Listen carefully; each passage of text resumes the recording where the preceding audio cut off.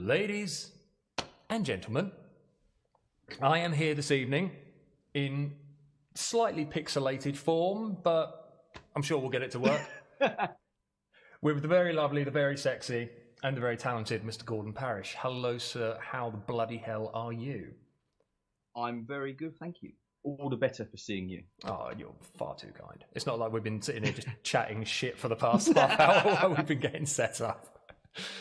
It's kind of like those BBC programmes where they knock on a door and go, "Hello, what are you doing here?" Yeah, when really, you know, fancy seeing you hours. in our neighbourhood that we all pre-prepared earlier.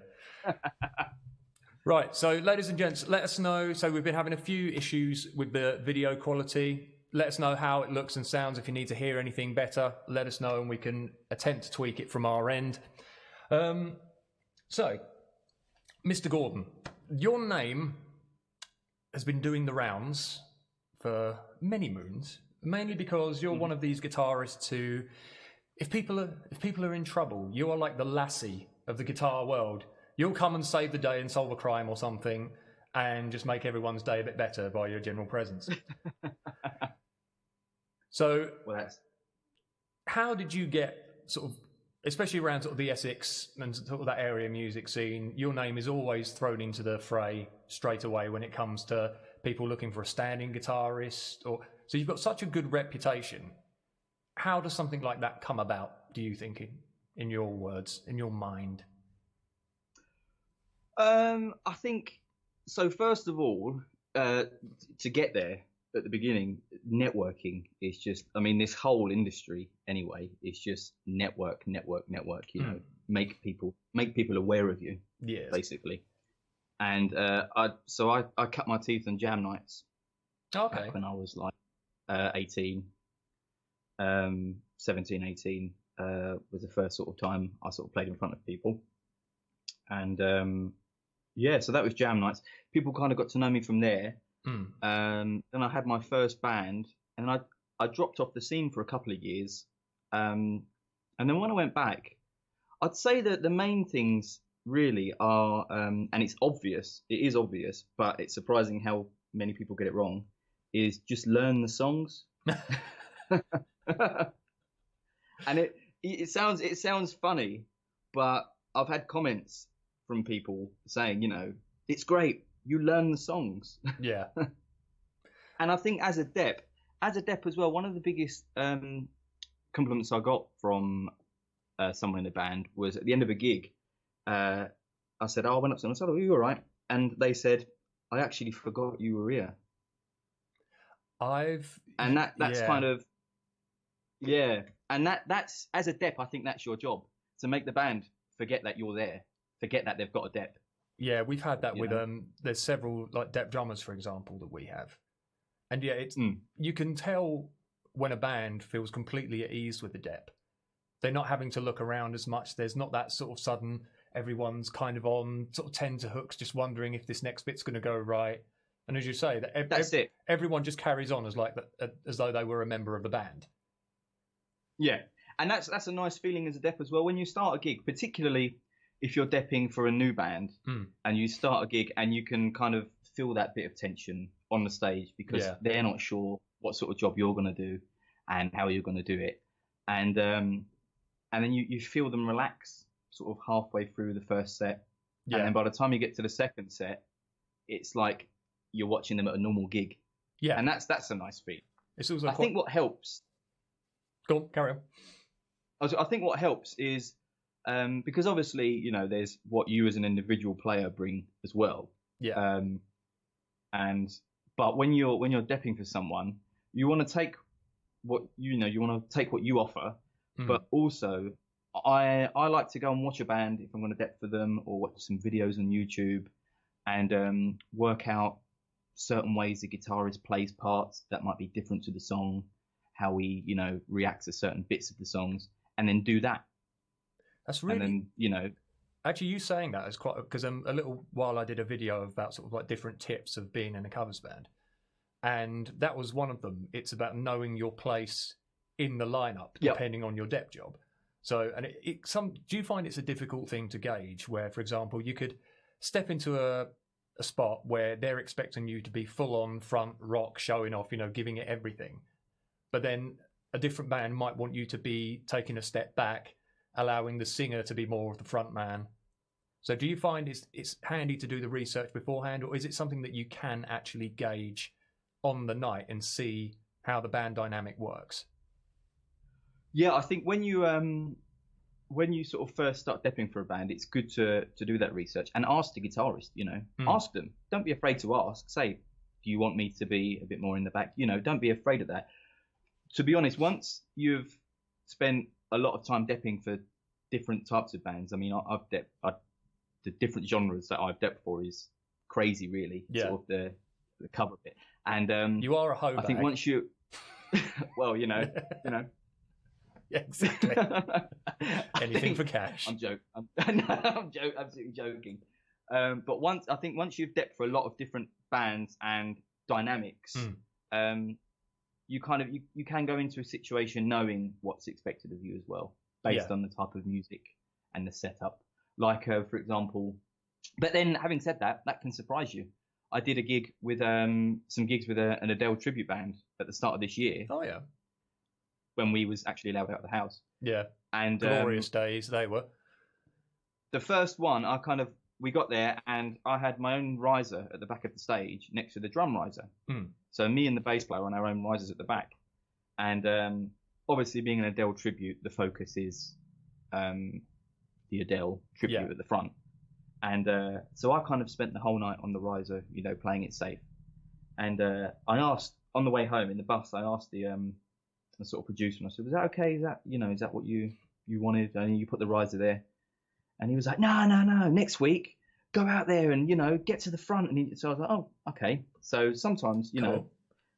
in that situation, you expect it to be a certain way, and sometimes it isn't. So I'd say with that, ask. The best thing to do is always just ask and say, do you want me to be at the front? Do you want me to be at the back? And if they say be at the back, don't knock that. Don't take that as an ego hit. Just go to the back. Do your job. Yeah, exactly. You're gonna get paid at the end of the night. So it's one of those things, isn't it? Is it your ego that's more important, or is it doing the job that you're required to do and getting asked back? That's it. Nobody is there to see you as an individual. So. Well, unless it's you, because you're just a damn fine, handsome chap, and that's just the way it is, really. Right. So let's. So you don't have to be humble about it. I was just going to say, I wore my V-neck especially for Annie this evening. Yeah, that is kind of your trademark, isn't it? It's a little bit of rug showing. Not too much. To Annie, yeah. Right, so let's go back to Gordon in the very, very early days. Was music a part of your life from very early on, or was it something you discovered later on? Sort of lots of music around the house. Yeah, always. So my dad isn't musical at all. Doesn't play anything. But he's a big music enthusiast, and there was always music on in the house. Constantly. Yeah. He had his very proud of his big 90s stack stereo system. That with his massive collection of vinyl and stuff, that would always be music in the house. And it would be because of my dad's age. There was such a vast collection because of the time he was born and the time he was a teenager, etc. His kind of taste in music. So there'd be anything from The Prodigy to Queen. It'd be a massive you'd be dance and happy hardcore one day in the house, and the next day, So really eclectic. Or the next day would be Pink Floyd, and it was and that was great. And I still love all that stuff now. I still listen to The Prodigy and just as much as I listen to Pink Floyd, and I love them all. And I think that really gave me my love of music, was my dad playing it so much around the house and it being such a big part of our lives. So what caused you to pick up the guitar? The defining magic moment? Moment. Yes, Lauren, they are. The Facebook comments are showing up. Yep, there is. Annie's just said she loves you, and Annie's also said the T-shirt, and so I think we are all good. If you're seeing them all your end. Oh. Oh, well, they seem to be working now, so hopefully that's a good sign. Oh, apparently Annie wrote loads. oh. So maybe what Facebook is doing is just filtering them out because it knows what you like. Withholding profanious. Is that a word? Profanious. Profanious. If it's not a word, it should be a word. Yes, it should be a word. You are a profanious arsehole, sir. Okay, so what made you pick up guitar? So when I was 11, my dad took me to my first concert. Ooh. Which was Roger Waters. Oh, what, doing his own Pink Floyd thing? No, yeah, so it was his own. He hadn't toured since like 19. Working on YouTube and Facebook. Sorry? Apparently, our sound isn't working on YouTube and Facebook. Oh. Okay. Hang on a moment. Hang on. Right, we're just going to do a quick check, ladies and gentlemen. Hang on. Yep, and I've just seen a message from Lauren saying Facebook comments not coming through. Okay. Yeah, we have been having all sorts of issues tonight, ladies and gents. Ah, right, I see why. It's, right, give us one moment. What's happened is, for some reason, because we have to allocate it to being public, Facebook doesn't, and I have to change it on my settings. Right. It doesn't always accept it straight away. So I'll just go into it now, everybody. Give me one moment. It may judder a bit and play all silly buggers, but we will get there. Yeah, it's gone back to being just sort of localized. Hang on. Right. Okay. It's now saying on the thing, it's public. So hopefully... Is that better? Oh, yeah, someone's just gone ping, ping, ping, ping, ping, ping, ping. Let's refresh it and just 5,000 Annie Humphrey comments. Right, that looks like that looks like that's now should be working. But remember, folks, if it's not, it's on my personal Facebook, but it's also on my artist profile. So if you're having problem viewing, try maybe switching over to the other one. That might help. But I've switched that one to public. Hopefully that's going to work. YouTube, I will just quickly check the YouTube. That has been playing up today for some reason. So if it's not coming through YouTube, then no, it's saying live, I think. Hang on. One moment. No, it's not showing up for some reason. That's annoying. All right, we'll have to just carry on, everyone. So if it's coming through on Facebook, we'll have to sort out YouTube later on and find out what's going on with that. Right. So Roger Waters went to a concert. Yeah. So it was early 2000s, and my dad took me to see Roger Waters. It was the first concert I'd ever been to, and it was kind of like a greatest hit show for him. He had not toured for a while or released an album, and it was, I suppose, it was him just kind of coming back. And I went to that concert with my dad, my nan, and my uncle. And I remember the exact moment in the concert as well. And there was so they had a guitarist that night called Chester Kamen, who was fantastic, and he was doing the sort of the Gilmore parts. They had Chester Kamen and Snowy White, and they were sharing the Gilmore parts. And Chester Kamen was doing the singing as well. But he was fantastic, and it was so kind of perfect and spot on. And on sort of rhythm guitar, a bit of bass and stuff, they had Andy Further Below from Amen Corner. Oh, okay. And, Bend Me, Shake Me, Any Way You Want Me. Yeah. That stuff. And he kind of stood at the back all night, strumming away on the acoustic and everything. And then they did Money, and they did the big guitar solo. And then they got to the breakdown section, and instead of going to that kind of funky breakdown bit in the middle, out of nowhere, Andy Further Below ran to the front of the stage with this black Strat and just kind of attacked it in front of everyone. This kind of really bluesy, unorthodox thing that was clearly about 5 dB louder than everything else had been that night on purpose. It kind of took the roof off. And I remember watching all of this sort of really note perfect cool stuff all night. And then he come forward and did that. And I remember thinking, I want to do that. That's the bit I want to do. Yeah. I want to, you know, that's the thing that really appealed to me, this kind of wild, unorthodox thing he did. And it really made an impression. And that was a night, and that was a moment I wanted to play the guitar. And funnily enough, last year, through my friends Badger and Paul at Front of House, the PA company, they did the sound for Andy Foreverlow last year at the Whitson Public Hall. And I sort of said, oh, you know, any chance you need a roadie?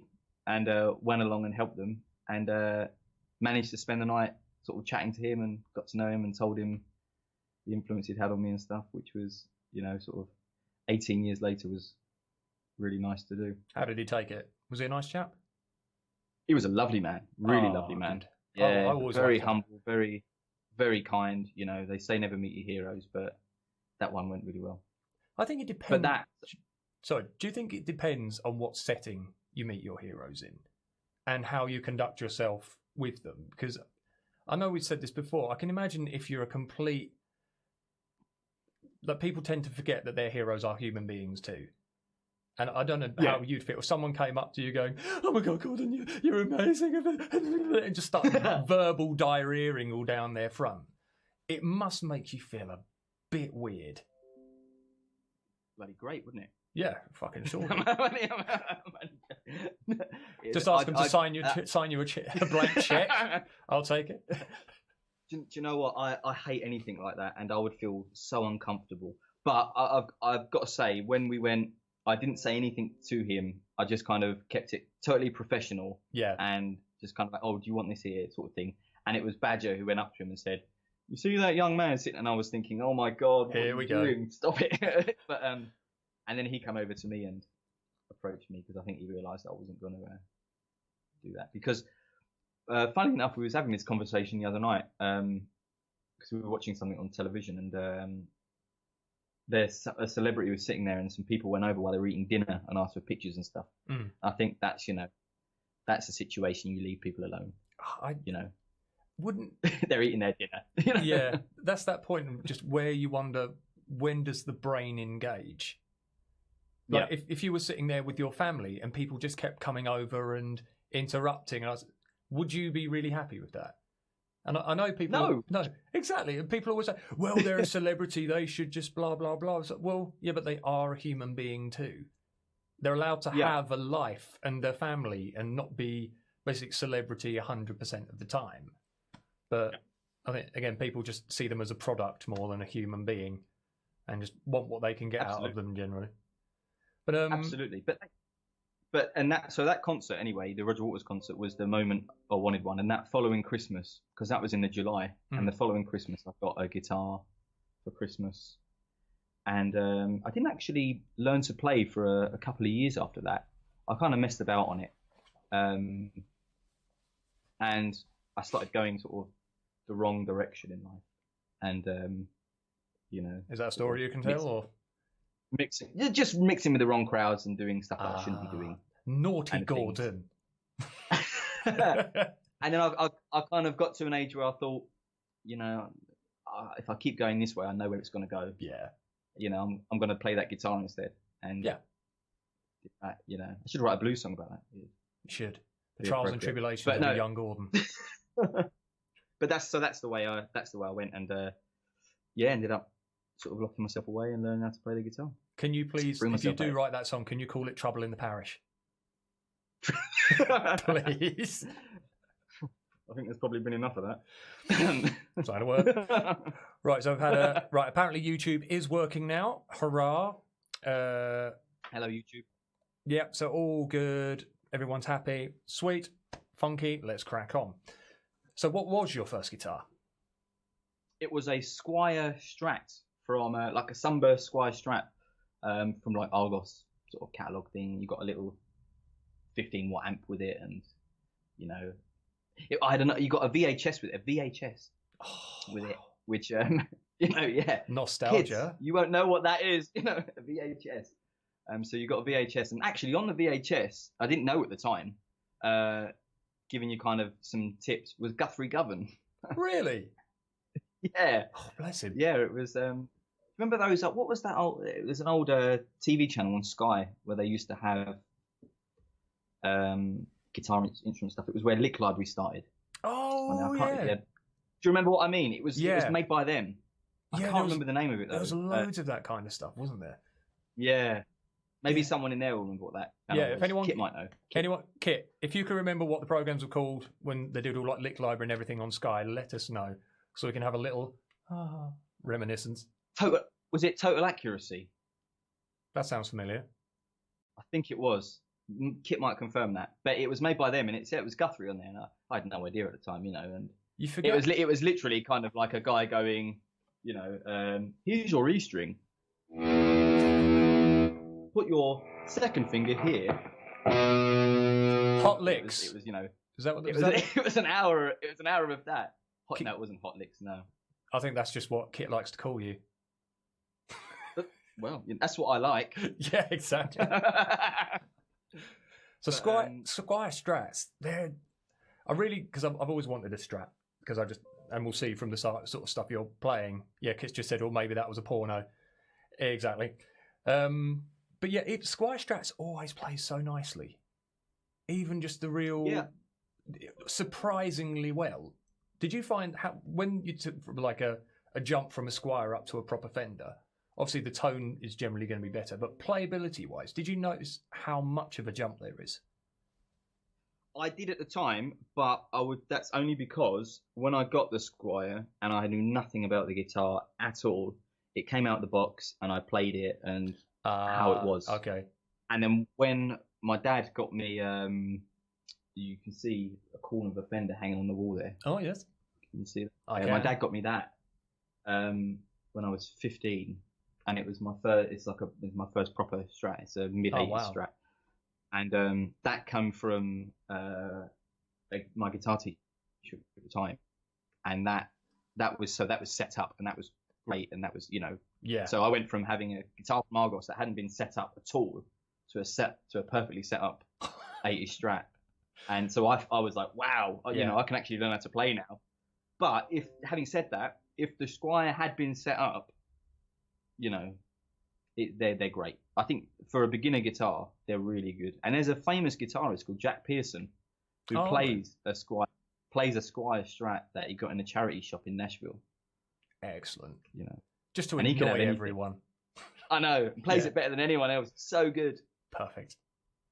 But, so I noticed them, but no, excellent. So from picking up the guitar, how long was it before you were in your first band?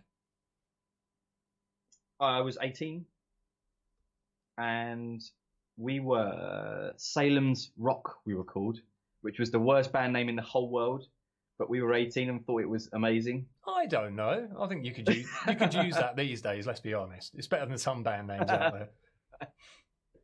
And I loved it, actually. I mean, we were playing stuff that we weren't bad, we were pretty good. We were playing stuff that was far too good for us at what we were actually playing, and you're kind of playing it with so much conviction, thinking it's great. And I think we were all right, but we were doing some stuff that we probably shouldn't have been doing. But were you playing all the songs that you like and that nobody else has heard of? No. Well, we did that once. Oh, okay. And we had a pretty kind of, it was a very classic rock set list. There was Highway Star and Live and Let Die and that kind of thing. But we did once, we were in the studio and we all sang. So we worked out Carry On My Wayward Son. And we did the harmonies all the way through and we nailed it in the studio. Wow. Did it at the Valentine the week after.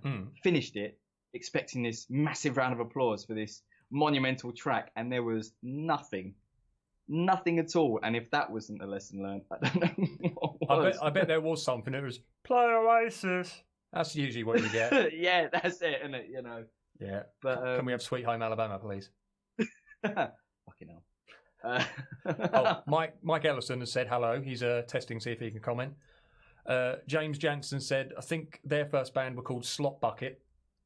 So slop bucket. Yeah. I tell you, one of Lauren's friends, they had a band and they didn't know what to call it, so they put random words in a hat and took them out, and they decided what the first two we're going to take out. That's what we're going to call our band, and they were called Frantic Teabag, which I think is fantastic. If there's a prog band name that ever was, it's that one. Frantic Teabag. But yeah, so that was Salem's Rock, and my first ever gig was at the Lord Napier Lord Napier. Where's that? In Goodmays. Oh, okay. It's not there now. It was by property developers. But it was quite a sort of a big. It was really sad when it closed down, but it was quite a big sort of venue there. We had the Army and Navy. Packed. That was our one. That was your one, wasn't it? Yeah. It was absolutely packed. Yeah, because I come from East London. Yes, kind of area. Much further away. I gravitated into Essex, further into Essex. But and it was absolutely packed. And I remember kind of turning up, and I was only young, and I had, a nice black shirt on, black jeans and shoes, and you think you kind of, and I had a Brian May guitar at the time. Oh, nice. Yeah, and it was rammed, and I remember absolutely shitting myself but once we got into it, I loved it. Yeah. And that's it. The bug kind of caught then, and I sort of never looked back really. Do you think it was because I remember that when we were younger, and one of the big things was the local music scene, and all your friends would be there and all that kind of stuff. Do you think was that the same for you guys back then? Because obviously now, being in a covers band, your job is to. I know when pubs say they want you to bring punters, but generally, I think a lot of the time your job is basically to keep the punters there and then hopefully add more. Yeah. So you mean at the beginning, was it just like mostly friends and stuff like that? Was it kind of the local music scene and all your friends turning up and that kind of thing? Yeah, there was a lot of that at the beginning. Lot of family, because none of us could drive and we all needed lifts to get there. Of course, yeah. It was all that. A lot of sort of family and friends, which was nice. My first gig was, all of our families were there and friends and stuff, and which was really good. And we had that great support from the beginning from everybody. And I think the scene is still quite a lot like that. Friends go and see friends' bands and sort of thing. It's a very community-minded scene. Do you think? Here's a question for you regarding that, because I know when, especially have you ever played in originals bands, anything along those lines, or have you always done covers? Always done covers. I've never had time to do originals, to be honest. I'd like to, but Because I know with originals bands, when you play, especially sort of in the early days, and you're trying to get known, and the venues they always say about when these bands turn up and they're playing to no one, that people aren't supporting their local music scene, people aren't doing this, people aren't doing that. And I always wonder, is it sort of if you're a good band, generally you would think that people would want to come out and see you. You sort of wonder if they're asking basically the local music scene to support whatever band turn up. Yeah. Isn't that kind of just relying on a scene rather than the actual quality of the band? Yeah, absolutely.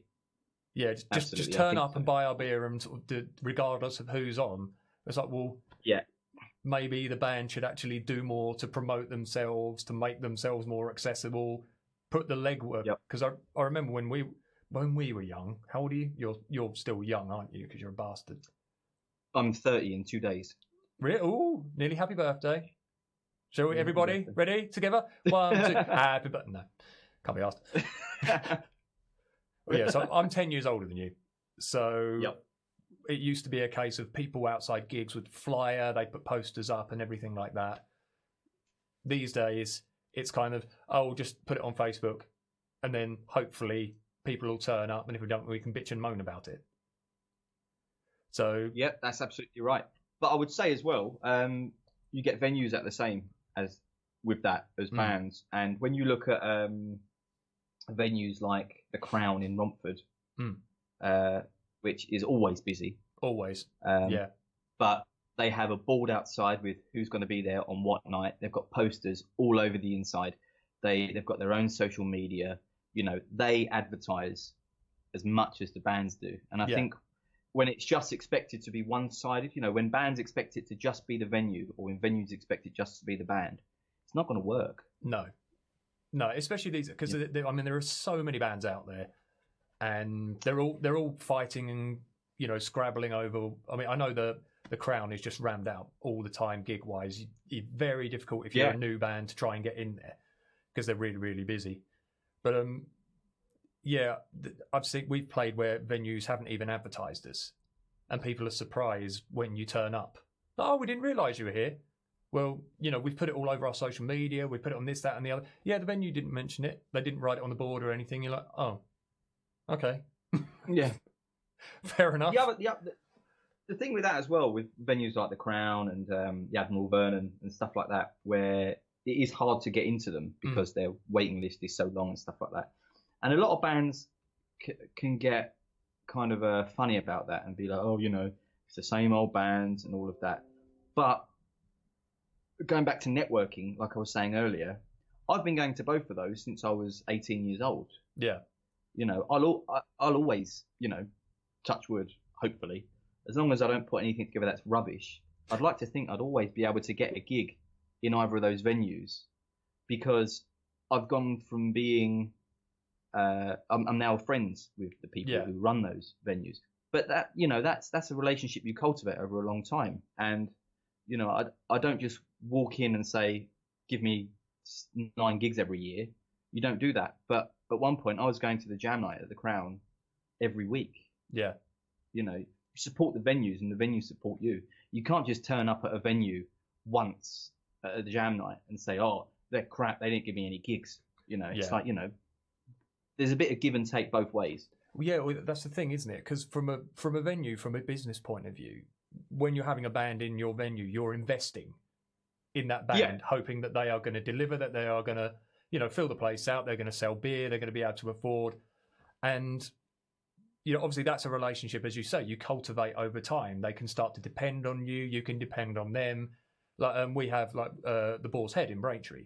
You know, we're outside. That's the same thing. Yeah, outside of gigging, we're all really good friends. You know, we all look after each other. We all think the world of each other, and we all know that we will bend over backwards for each other, and in Bernie's case, bend over forwards for us. But any port in a storm, Bernie will take it.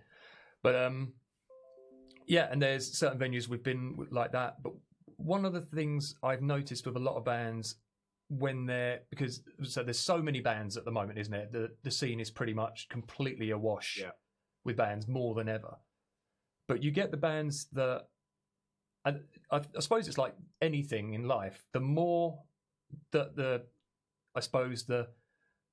landscape is saturated with these things, you've got to be something special that's going to set you above everything else to be noticed. Yeah, absolutely. So the problem is when you've got, hello, Mike. And we've got, so Kit, Annie, Mike, and Liu. We'll come back to those comments in a sec. There is a problem where the bands are just playing, these are like new bands or something. It's like, oh, we're really struggling to get gigs. Or what songs are you playing? And they're playing the same generic rock that people have been playing for the past 30 years.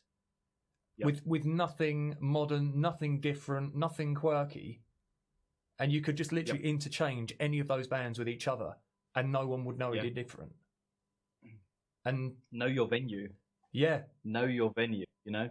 Don't go to the Golden Fleece and play AC/DC. Yeah. But then don't go to the Crown and play Taylor Swift. Yeah. You know, it's know your venues. Well, you know, and if it's a thrash version or not. But if you're gonna do that, then accept that, you know, I mean, like the band that I do now, Cloned, we know that there's certain venues that we're just not going to get into. Yeah. So we don't bother, you know. It's to be honest, it's more of a labour of love. Yeah. We know we're not going to gig 100 times a year and stuff, because the stuff we do isn't massively mainstream. But we just, you know, we're not going to phone the Golden Fleece and ask them for a gig. No. Because we wouldn't want to stand there and play to people who aren't going to enjoy it anyway. But I mean, with you, because I mean, you have such, from playing with so many different bands. I mean, you've done ABBA tributes, as you told me earlier. You stood in sort of for an Adele tribute.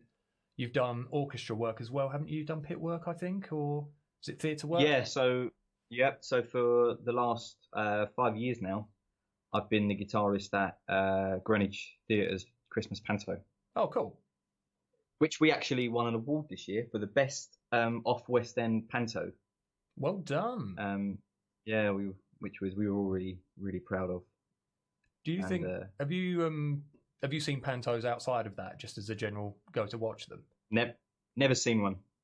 Because I did a little bit of pit sort of panto work just for local, and I find that as a pit person, you get to watch the development of the show as it goes on, how the jokes get more and more ridiculous, how everything and you could just watch everyone just sort of not only getting their feet, but just really taking the piss of everything.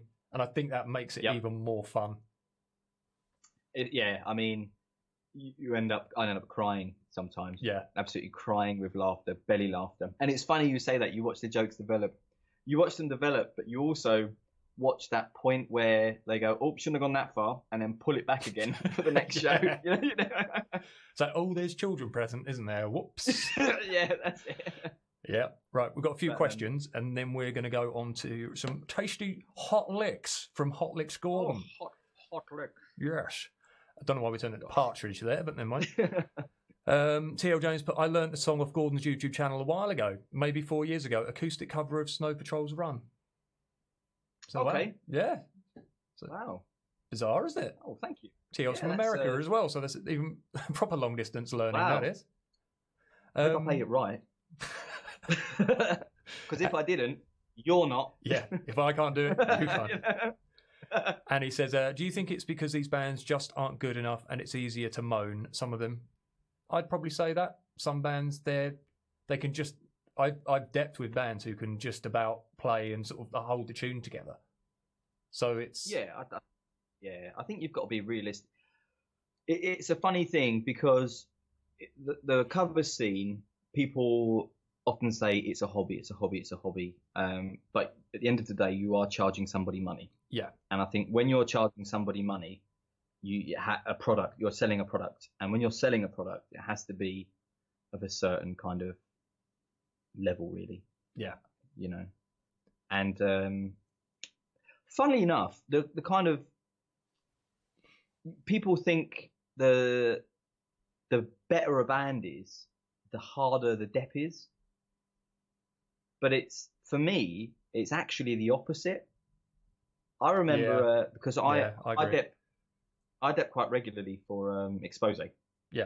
And they are so on it, and they all know their own parts inside out, that you just worry about yourself. It's the easiest gig. It's the easiest gig because they're so good. That's the difference between a professional band, isn't it? And when you've got people who... I mean... So people who are playing songs and they're all looking at each other, and like someone will cock up and then the whole band falls to pieces, or they'll make the same... You could gig with them several times and they'll keep making the same mistakes all the time. That's it. So they're not learning, they're not improving, they're just sort of settling for just what it is and then wonder why things aren't going well for them. And when you play with them and you sort of think, well, if you don't know the ending, I'm a dep. Yeah. What am I going to do? You know? But, I mean, that, again, going back to what we were saying earlier, with Expose, Ben, when I do gigs for them, he sends me a recording of a gig and I learn all of his parts. See, that's perfect. That's exactly what you want as a dep. Yeah. I mean, it's so thorough, but that's why it's good to research what you're doing, because then you make the band forget they've got a dep. Okay. You know, you still bring a bit... Go on. I've got a question for you. When you hear this phrase, what does it usually mean? Yeah, we play exactly like the record. It means they do their own version. Thank you. Good. I'm glad someone else... It means they do their own version. You know, in a different key as well. Yeah. Oh, yeah, we shift it down a bit and we put an extra bit in the middle and we'll actually make it more complicated than it needs to be. Yeah, I remember doing a spot... I depped with a band years ago called Monkey C. Okay. Do you know Den Stewart from Charlie's Aunt? I think so. He's a singer in Charlie's Aunt. Okay. They're a great band. They do some kind of modern stuff with a bit kind of rock. Oh yeah, Dave is on my Facebook. Yeah, he chats to me a fair bit. Yeah, all lovely guys, and they're a great band. I decked with Monkey C years ago, really last minute. And when I say last minute, I mean I got the gig the night before and didn't know any of the songs and stayed up all night learning the song and wrote them all out and read the gig basically. It was at the Fatting and Firking. And then they did when they finished, they did like a farewell gig, and they invited everyone. They invited everybody who played with them. Yeah. To sort of do a guest song. So I've jumped up, and I'm standing there ready to do "Sweet Child of Mine," which I've played a million times. And as I went to start, they went, "We do it in C, by the way." What? And I'm kind of thinking, oh fuck, none of this gear is mine, and I've got to play the song in a different key. Oh. And but that wasn't their fault, it was a genuine oversight. But that stuff happens when you're depping. Yes, it does. And they say we do it in the original key. That stuff happens when you're depping. And especially when you dep for multiple bands, and each band's got its own version. Yes. You have that. You start drifting into someone else's version. You're like, okay, which band am I in? Who, where, when, why, how? There's nothing wrong with doing your own version, but tell me. Yeah, exactly. Please at least, slap on some talcum powder and fart and give us a clue, kind of thing. Because rather than just making us play around in the dark. There was a song at the last Panto where we did. I can't remember what it was, but everything in Panto, you'll know, it's sort of like a abridged. Different versions and different keys. And Are You Gonna Be My Girl? That was the one. It was a couple of years ago. And it was one of those songs that you've played with every band you've depped with, inside out. And then trying to get my brain to play it, the Panto version, was just so hard because I'd spent the last 10 years playing the same structure over and over. Yeah. That when my MD said, "Don't play that bit," I'm like, "Bollocks." Shit. Just write it out with a big stop at this point on your sheet. That's what you do, yeah. Don't do that bit. Right, we've got some questions before and actually this one leads into what we were going to talk about next, actually. We've had, I'll have to scroll up because, unfortunately, the reason I made all the text bigger was because Anthony complained because his eyes are crap. Because he's got old man eyes and a young body and couldn't read things. So that's why band trying to do something different. The music may be a bit niche, but we're hoping people will give us a chance. Yeah, they're doing a sort of more the Anthony merch. Yeah, they're doing the it's not a phase mum, aren't they? Yeah, so they're doing all sort of the Kerrang type era stuff. Yeah, which is great because there's good. But that's great. Yeah, there's a market for that. Yeah, exactly. You know what you're going for with that kind of thing, and it's in venues. It's either going to work or it's not going to work. It's not going to be that middle ground. Do you find nowadays that where bands used to have followings, now venues have followings? Yes, I find that so more with an older crowd though. I think, especially with like kind of older rock venues, they've got their communities that they like to go. Like the Cow and Telescope, for example, is a really, really good example. You'll get the same, the lovely bunch down there. They're always up for a giggle. They're really, really good fun. And you'll get the same faces because, they're going to hang out with their friends. They're not just going on a trawl around town to see what's going on. They're going to, it's like Cheers. Sometimes you want to go where everybody knows your name. And they all go in and, it's a nice gathering for them. And I think venues like that will have their regulars who will go to that venue through thick and thin just to see whatever band is on. And then you get your few who might come down because it's a specific kind of band. But I think so. Yeah, certain venues now, especially because there's less venues as well. So I think people are sort of gravitating to the ones they know, the ones they're comfortable with, and the ones they're happy with. That's my opinion, anyway, for what it's worth. No, I agree. I definitely think that's happening now. Right. So this was the question from Kit, which we were going to lead on to next. Question for Gordo: when you reach the standard that you're at, where you can pretty much play anything you hear, including the guitar parts of your guitar idols and heroes, does it occur to you that in terms of your ability, you are now up there with the greats too? Maybe not in terms of fame and money, but certainly ability. Yes, I realise how crawly bumlick that sounds. Gordon's bum is so full of smoke now, he's going to explode. But genuine question. So when you're at the level you are playing at, sort of, where do you take it from there? What's your next step? Well, well, first of all, there's loads I can't play. I wish I could play everything that my sort of heroes and everything can do. I wish I could. I think it kind of depends on what you focus on musically. Because when it comes to if you're talking about in terms of sort of the technique and the technical ability of your heroes, people that fly all over the place and everything like that, that's great, and it's fun to do, and it is fun to do, and I love listening to it. But I think then what I tend to work on more nowadays is things like phrasing and note choice. Playing something memorable rather than something just... rather than just, going, which has its place, and I love it. Yeah. I think everything has its place, and has, in context, everything's good. I always use the David Gilmour, Yngwie Malmsteen would sound awful on Dark Side of the Moon, but then David Gilmour would sound awful on Rising Force. Yeah. Actually, Mike Allen Pugh, when we had him on the other day, we were saying the same thing. It's all very well, like the human mind has a limited attention span. So when you've got someone who's, say, playing something tasteful, and then all of a sudden, I think one of the ones it's a really nice little run. You know the song, is it Just Like Living in Paradise by Dave Lee Roth? Yeah. You've got that real nice kind of sweeping bends, then it just does that. It kind of does that real nice little run, and because it just pops out, and it's like, oh, I say, sir, steady on.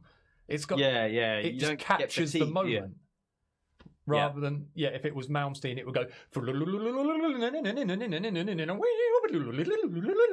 That would extend for about another 3/4 of an hour.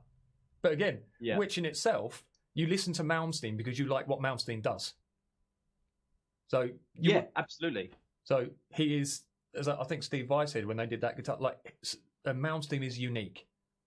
He knows what he is. He knows what he wants to do, and he does it. So he's just.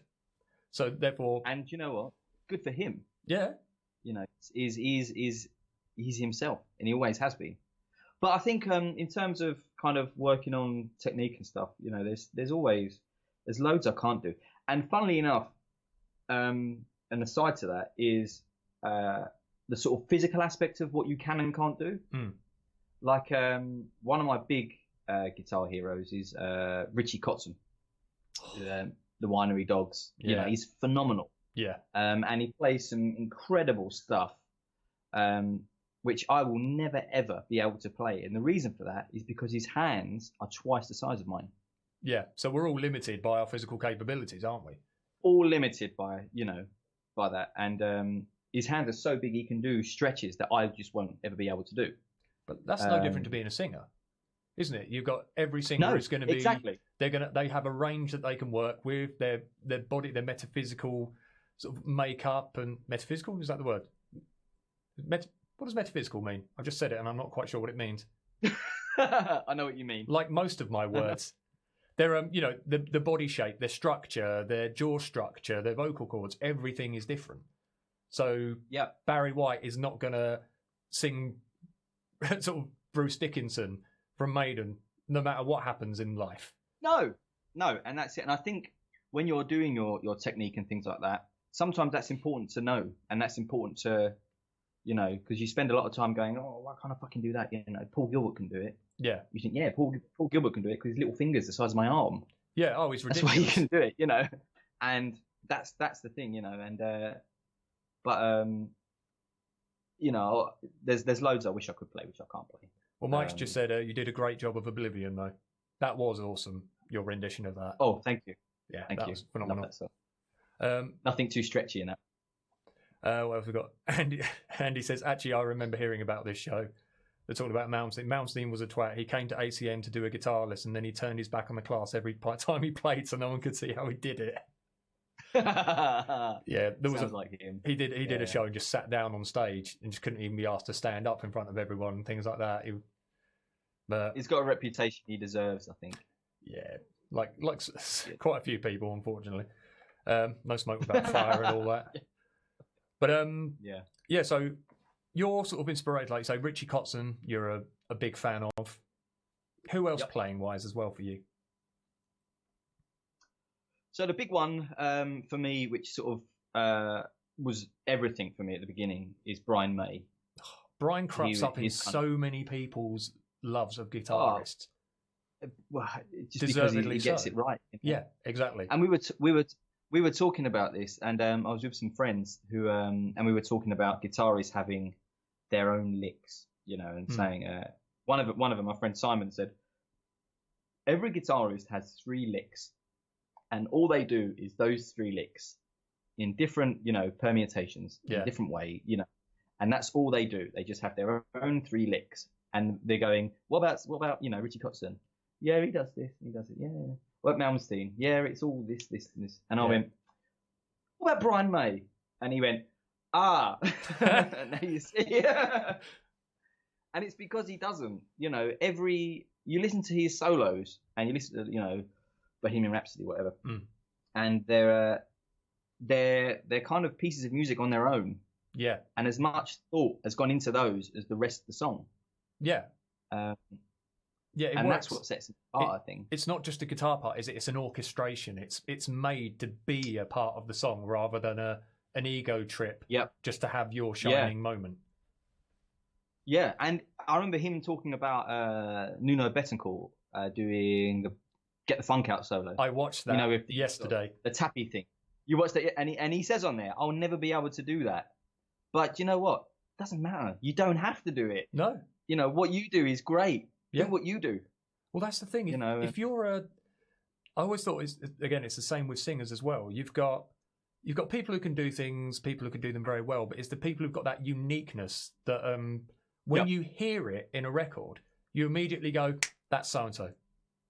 So you know when Brian May is playing on something because it just stands out straight away. You know, if certain singers, like with descriptive, like really distinct voices, are singing on something because their voice will just pop, and you'll be like, "That's so and so." Rather than, you know, a lot of the shreddy guitars, you could sort of probably have them interchanged, have them play sort of similar solos, and it would be very difficult to tell the difference. But you could usually tell if Slash was playing something.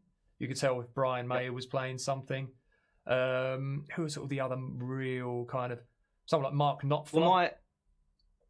Well, my sort of the guys who I really like, they're the ones who I think you can tell, sort of instantly. Gilmour as well. I think so really, Gilmour's, you know, another one. For me, it's kind of Brian May, Steve Lukather. Oh yeah. Eddie Van Halen. Yes, definitely. That's got to be kind of, and Jeff Beck. Yes, Jeff Beck and Richie Kotzen as well. I think that sort of bunch for me are kind of, you know, and that gentleman there in the middle. Oh God, yeah. Let's not leave him out. Oh, JH. But they're and that's what I like. All of those have got their own sort of unique thing that you can easily hear. Brian May, it's a kind of sort of bending thing he does, where he does these like kind of pre-bend stuff. Kind of in Killer Queen, stuff like that. That sort of all those little drop downs and. Yeah, well, you can hear the sort of Brian May. That's kind of a very typical, you know, Brian May type thing that he does. And Jeff Beck obviously has got his own total, you know.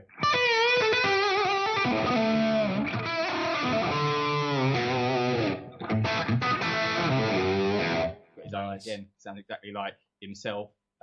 Steve Lukather, another one who's got that kind of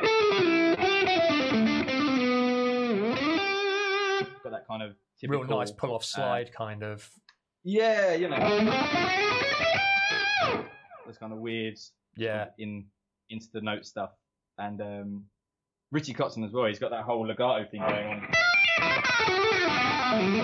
where he's got his own thing sort of there, and they all kind of sound. They've got their unique trademarks, which you just know as soon as you hear any of it, it's them. Right, Gordon. Which I think you have just done a really good segue. Well done. We've actually had some really nice segues into everything we wanted to talk about without even trying. So, Gordon, you've talked about other people's unique kind of playing styles and things that make them their own. But what about you, Gordon? What makes your playing your own? Show us some tasty licks, son. Tasty licks. Tasty licks. I think I take bits of inspiration from all of those kind of people. And one of the things was I used to be friends with and have lessons off of Mike Caswell, guitarist who passed away a few years ago. He was in East of Java. I didn't know him, but I knew of him. Yeah, he sort of had a great career, you know, and he was a phenomenal musician. And he got me into sort of the Jeff Beck, Steve Lukather thing, and using the whammy bar, you know, that kind of all of that. But what he also got me into was something called hybrid picking. Oh, is that we're holding the pick and also is that hybrid picking? Yes. Yeah. Hybrid picking is so whereas if you're doing something and you've got standard alternate picking, which is just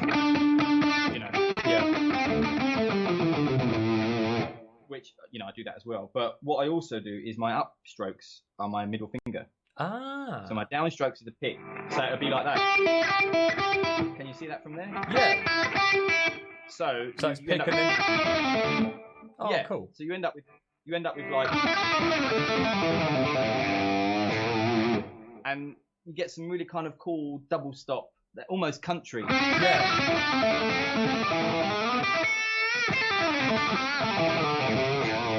Get a kind of like, but I like that because you get a snap.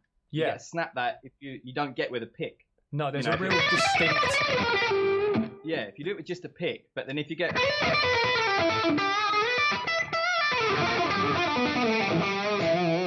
you're using your middle finger, you get a real kind of snap to it, and it's totally unique. Yeah. To picking another way, and I do that a lot, and I think that's something, and you can do some stuff that you can't do with, or it'd be really difficult to do with a pick, sort of, stuff like that. You can run up scales and do that. See, if I try and do that with alternate picking, it's a bit kind of eggy and a bit. But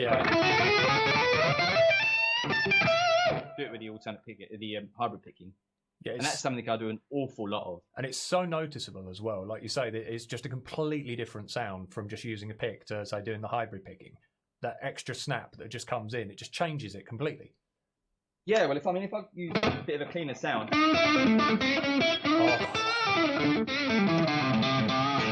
can really hear it there. Oh, that's sexy.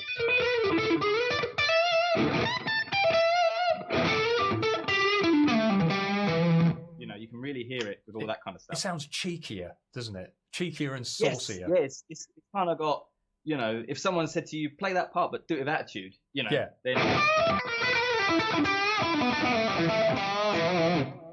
there's the attitude.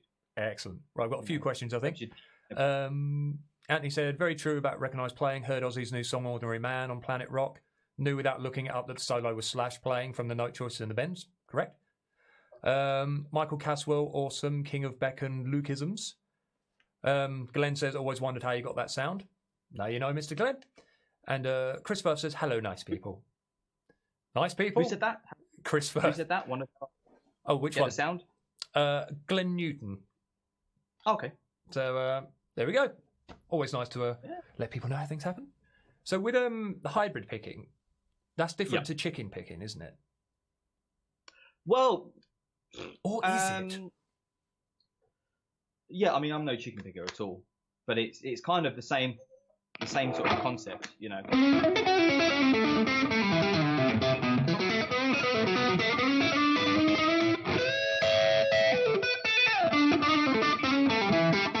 the same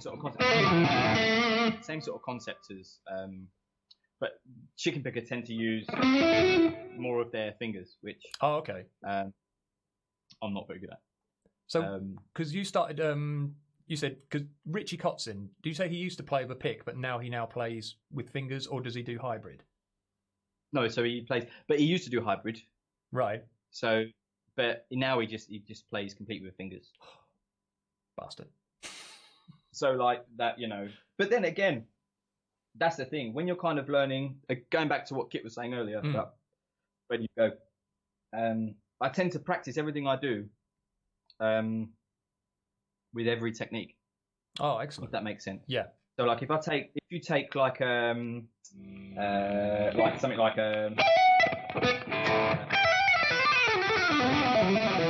so that's legato. Yep. So all I did was just hit the first note, and the rest of it was just my left hand. Yep. And then you do it again. So that time I all picked. Yeah. All picked, and then you can go. And that time you had a tap in there. Nice. So then you've got the same lick 3 different ways. Yeah. Now do a hybrid picking. Do that. I don't think I could.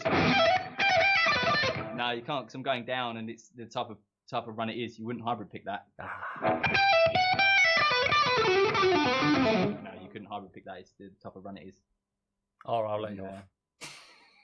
Wouldn't work, but I'm gonna do that though. That'll be I'll do that, and I'll do a little video, and I'll send it just to you. I'll work out a way to hybrid pick that and send it just to you. If you do that though, I want you to wear an even lower V-neck. I want it touching your belly button down to the navel. Okay, so you've shown us a few licks. So let's give us some real sort of what are your trademarks that, like you say, your 3. You've shown us the sort of picking style that you use, but what about the actual licks that are your go-to licks? I've got one that I could show you, which I do. That one actually. I do that quite a lot, and that's kind of movable. You can kind of move that all over the neck and get that sort of wherever. Yeah. And that comes from my sort of Richie Kotzen thing, you know, sort of big fan of him. And the other thing he does is he does this kind of double stop. This kind of thing where he goes.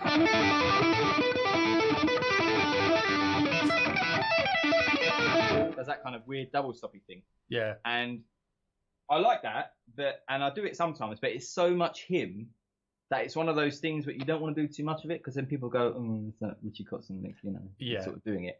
But so I kind of developed my own lick from that, and it's just in the boring old pentatonic stuff, which we all know. And it is hybrid picking.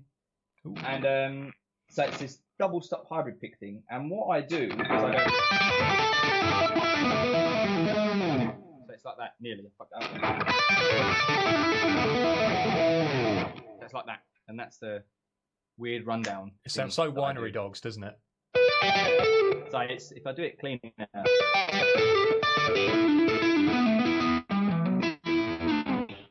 It's that kind of thing. So you're kind of going back on yourself.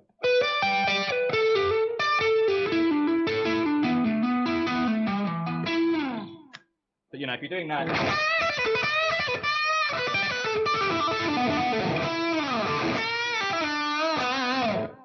Kind of sounds pretty cool. It's really tasty, isn't it? It just adds that extra bit of flavour in there. So, yeah, and that's what I took the kind of Richie Kotzen thing and made my own thing out of it. Excellent. Any others you'd like to share? Without giving away too much of your secret? I've got this weird one, which I don't do a lot, but I do it if I'm doing like a boogie in A. Oh, yeah. Which is that kind of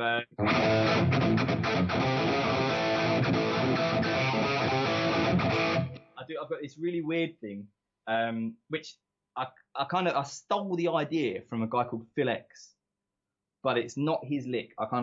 It's totally my. Okay. I didn't even look at what he was doing. I just kind of listened to it and thought, that sounds great. I'm gonna do something similar. No lawsuits, Phil. Weird kind of. So it's this weird kind of.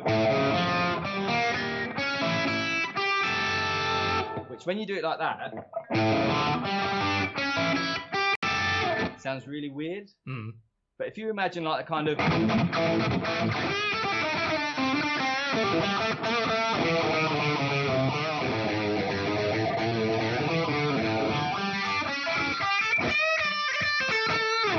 kind of got this weird sort of dissonance that sounds quite cool in something like that. That's awesome. That sounds great. One more, and the other, I don't know really. Go-to licks.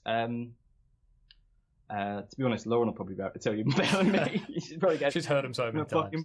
That one you do all the time. I'd say rather than go-to licks, note choice. I use the 9 or the second a lot. Oh, okay. Depends on your outlook in life. So it's the same. It's the same, but it depends on the. So if we're in like A, because that's a nice easy key for the guitar. Yeah. It'd be this one.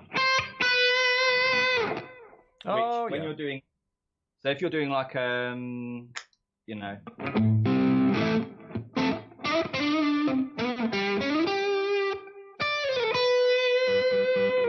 and it just sounds like it's a great note. Yeah. The 9 is a great note to sort of have in there, and that as well. That kind of very sort of almost Steve Lukather-y chromatic. Yeah, it's got a hint of jazziness in it, hasn't it? Sort of... Yeah, and I like that. You know, all that kind of weird jazzy stuff. You know. Yeah, it just makes it far more interesting, doesn't it? Yeah, I think so. But okay. The main thing, the hybrid thing, really, that's the main thing, which I think gives it a nice sort of country.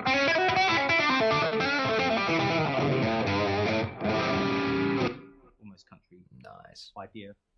Right. So, one more thing. What is the thing that you spent like obviously you got your hybrid picking, but what is there a piece that you spent the most time on that was sort of like your, I suppose your magnum opus of trying to learn, that was something you'd always wanted to learn, and then sort of one day you just really sat down, ground it out, and finally managed to achieve it? I wouldn't say always wanted to learn, but the one that was Rising Force by Malmsteen. Bloody hell, yeah. Covered in cloned last year. And I spent the whole of Panto last year sitting there going over and over and over this bloody, you know, epoxy solo bit, which I haven't played for a year, so don't ask me to do it. I wouldn't dream of it. I'll mess it up. Long time. It's been a long time. But that took a long time. Sorry, what was I going to quickly say? One I always find funny is when we've jammed it, or I've jammed it with Simon or Matt, when people do "Daddy Brother Love a Little Boy" by Mr. Big. Yeah. That solo just always messes with everybody up. Nobody sings. Oh, fucking hell, yeah. Something like that. That was better. It's really, that was better than the first time. Yeah. And you'll watch every guitarist who's doing it, who's covering it, and they'll start it off, and then you'll see them go.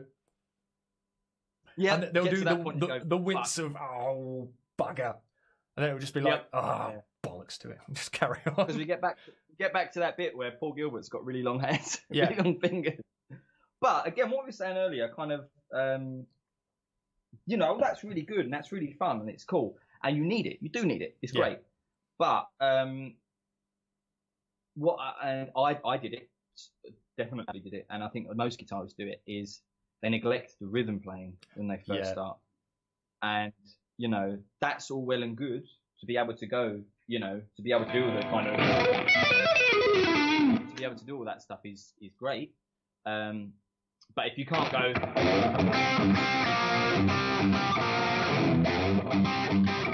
you can't do that, or if you can't go,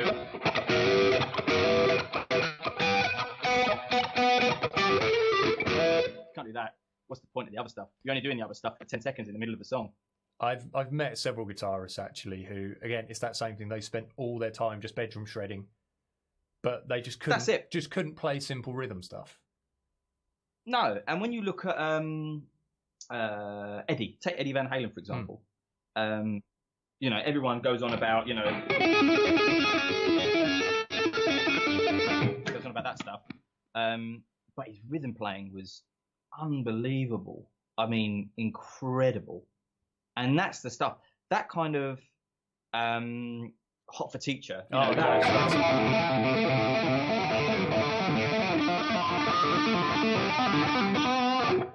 that's the easy bit. You know, anyone can lock themselves away and learn how to do that. Yeah. But to convincingly go. To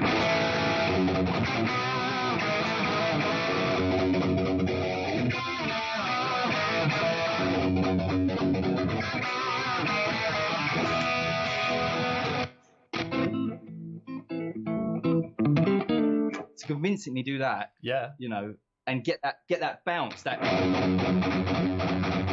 you got to have that bounce. There's so much easy top in Eddie's. Yeah, and you hear it as well with Alex playing as well. The two of them just locked in so tight. Yeah. It's phenomenal. Yep. And, you know, going back to the gigs, when you were saying the gigs I was doing, you know, the Adele show. I mean, how many guitar solos did I do for an Adele show? None. Yeah. There wasn't any. So, to be honest, the same with the expose gigs. You know, there's very little now guitar solo stuff that they do. Yeah. But if you can play in time and, you know, appropriately, then, to be honest with you, I love to play, and I'd play an A chord for 2 hours if there was 300 people in front of me dancing and enjoying it. You know? So you mean you just play a whole AC/DC set then? That's it, you know. But you do see though when you get those like really big artists, and they always have like the top session players as their backing bands.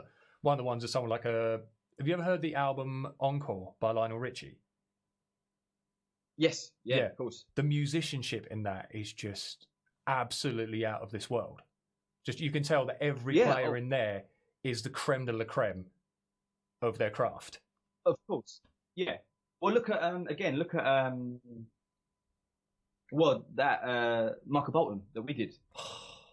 You know, How Am I Supposed to Live Without You? Should we just have a moment?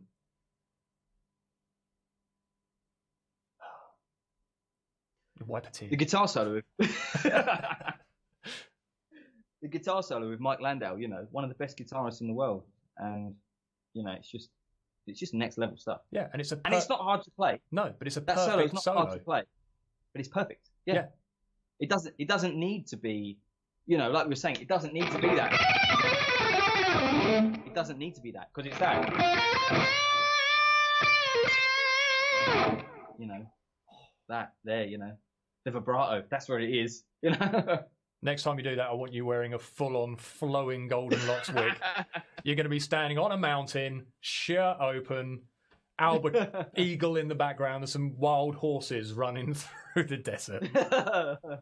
We'll green screen it in, it'll be fine. Right, I think, unless anyone's got any other questions that we... Kit Tom says, Eugene's trick bag from Crossroads. Have you ever seen Crossroads? He wants me to play it. Yeah, he wants me to play it. I reckon, maybe. God, you're having a laugh. I don't know... What key would it be in?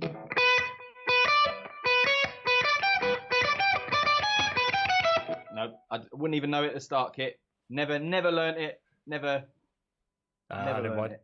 Anthony Merch says, man, that tone sounds so good, even over Skype. What is it? What are you using to get those magic tones? This is my Helix. Just my Helix. That's it. Straight in.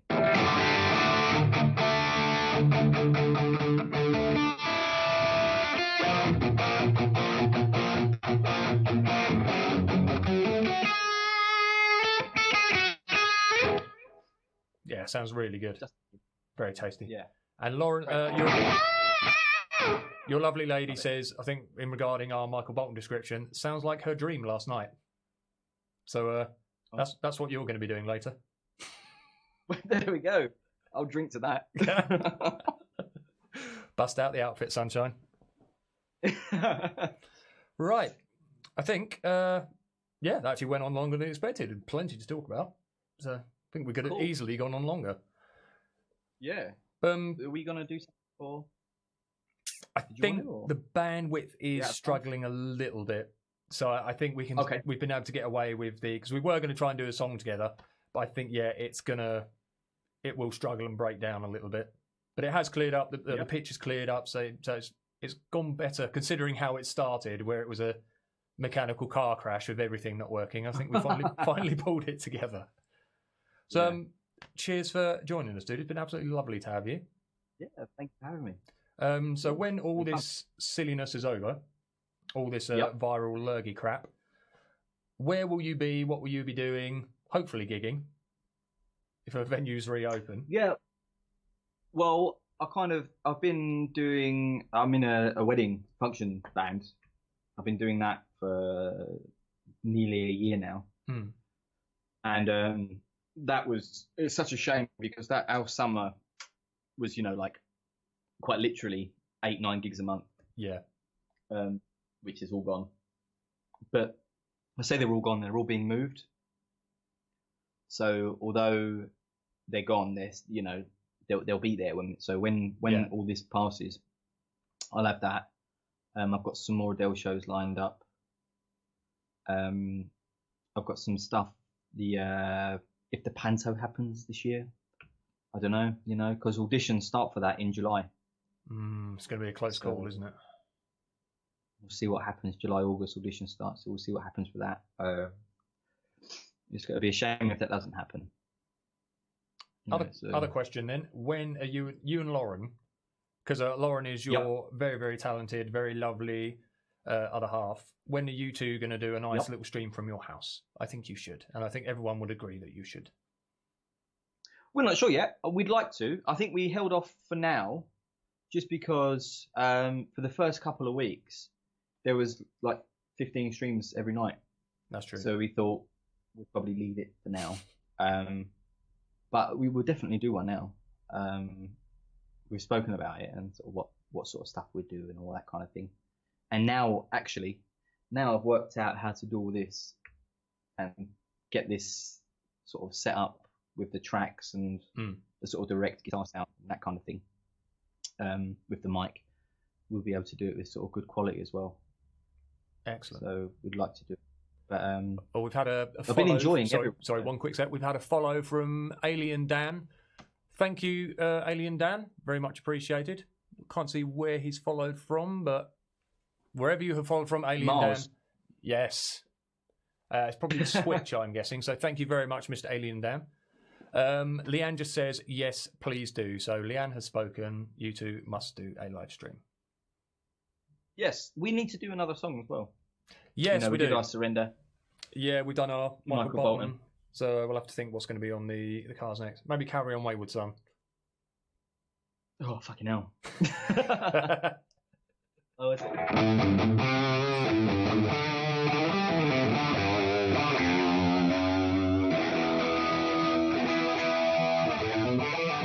Something like that. Pretty much. A long time since I played that song. Okay. Something like that. All right, dude. My best to Lauren Angela Littlin. I keep forgetting her name. Thank you. What's your little Emily Ann. Emily, that's it. Who luckily didn't come running in starkers like she did earlier to we had a proper little streaker come tearing in like, yeah, I'm nude, run out again. I'm like, all right, bye then. And then came back and went, hi. Yeah. Like, just nothing had happened. Yeah. Brilliant. All right, mate. Thanks for joining us.